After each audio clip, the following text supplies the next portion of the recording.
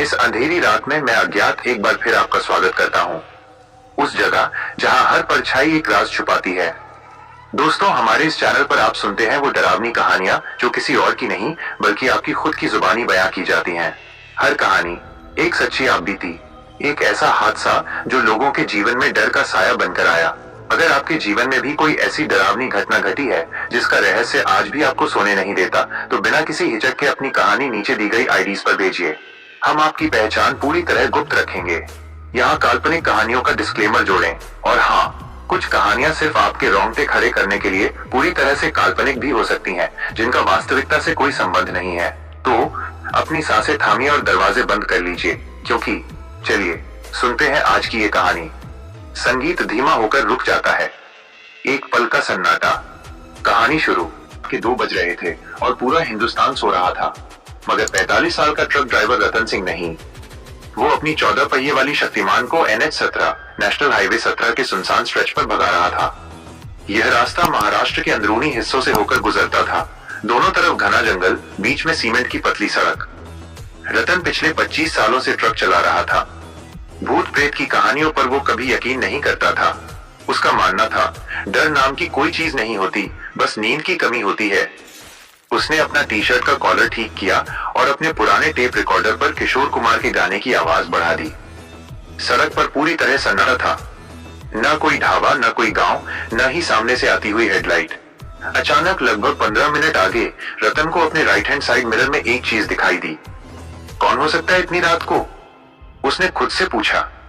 ये एक लाल बत्ती थी, एकदम छोटी सी, जमीन से कुछ ऊपर हवा में लटकती हुई और अविश्वसनीय रूप से तेज गति से उसकी तरफ बढ़ती हुई। ये कोई बाइक नहीं थी, न ही कोई कार। रतन ने कई बार हाईवे पर UFO की अफवाहें सुनी थी, पर यह बत्ती कुछ अलग थी। ये अजीब तरह से झिलमिला रही थी, जैसे किसी पुरानी लालटेन का दिया हो।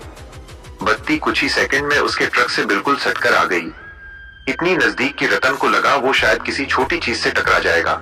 उसने ब्रेक मारने की सोची, लेकिन तब तक वो बत्ती उसके ट्रक के कैबिन के पास से होकर गुजर चुकी थी और अब वो उसके लेफ्ट हैंड साइड मिरर में दिखाई दे रही थी।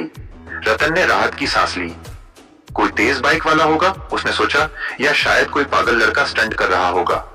मगर जैसे ही उसने आगे देखा, वो लाल बत्ती उसके सामने लगभग 100 मीटर दूर खड़ी थी और अब वो स्थिर नहीं थी। वो धीरे धीरे हवा में ऊपर उठ रही थी। रतन के माथे पर पसीना आ गया। ये क्या बकवास है? उसने अपनी शक्तिमान का हॉर्न जोर से बजाया, पर बत्ती हिली तक नहीं। उसने हेडलाइट को डिपर किया, पूरी रोशनी डाली, पर बत्ती शांत भाव से वहीं लटकी रही। रतन ने तय किया कि वो धीमे नहीं होगा। उसने क्लच दबाया और गियर बदला, ट्रक को 80 की स्पीड पर सीधा बत्ती की ओर बढ़ा दिया। अगर वह चीज सड़क पर खड़ी है तो मैं उसे कुचल दूंगा, उसने सोचा। जैसे ही ट्रक बत्ती से महज 20 फीट की दूरी पर आया, बत्ती ने एक अजीब हरकत की। वो एक झटके में सड़क से ऊपर हवा में लगभग 30 फीट की ऊंचाई पर पहुंच गई, बिल्कुल ट्रक के ऊपर उसकी पूरी लंबाई को कवर करते हुए। रतन ने अपनी आंखें सिकोड़ी और ऊपर देखने की कोशिश की। वो लाल बत्ती दरअसल कोई चीज नहीं थी, वो किसी आदमी की लालटेन थी, और उस लालटेन को पकड़े हुए हवा में उल्टा लटका हुआ एक आधा कटा हुआ शरीर था। वो शरीर एक इंसान का था, लेकिन कमर के नीचे का हिस्सा गायब था।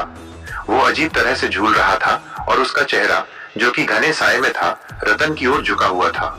रतन की हिम्मत जवाब दे गई। उसने एक चीख मारी और आंखें बंद करके पूरी ताकत से ब्रेक लगाया। 18 चक्के जोर से सड़क पर घिसे और ट्रक एक भयानक आवाज के साथ रुक गया। रतन का दिल उसके सीने में हथौड़े की तरह बज रहा था। उसने धीरे से आंखें खोली। बाहर अब सिर्फ सन्नाटा था।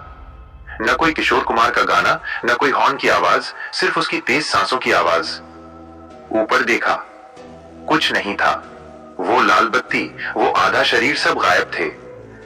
रतन ने सोचा कि शायद ये सब नींद और थकान का नतीजा था।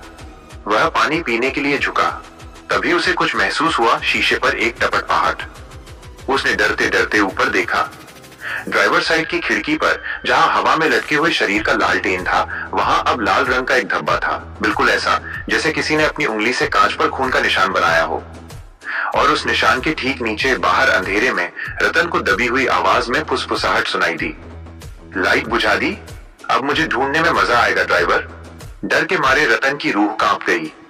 उसने फिर से जोर से एक्सेलरेटर दबाया, रिवर्स गियर लगाया और उस सुनसान जगह से ट्रक को 100 की रफ्तार पर पीछे की ओर भगाना शुरू कर दिया। वो पूरी रात पीछे ही चलाता रहा जब तक सुबह नहीं हो गई। आज भी रतन NH-17 पर ट्रक चलाने से पहले 10 बार सोचता है। उसे पता है कि उस रात उसने किसी आत्मा को नहीं देखा था, उसने देखा था रात के अंधेरे में भटकती हुई किसी कटी हुई चीज की इंतजार करती लाल बत्ती को, जो अब भी शायद हाईवे 17 पर शिकार की तलाश में है।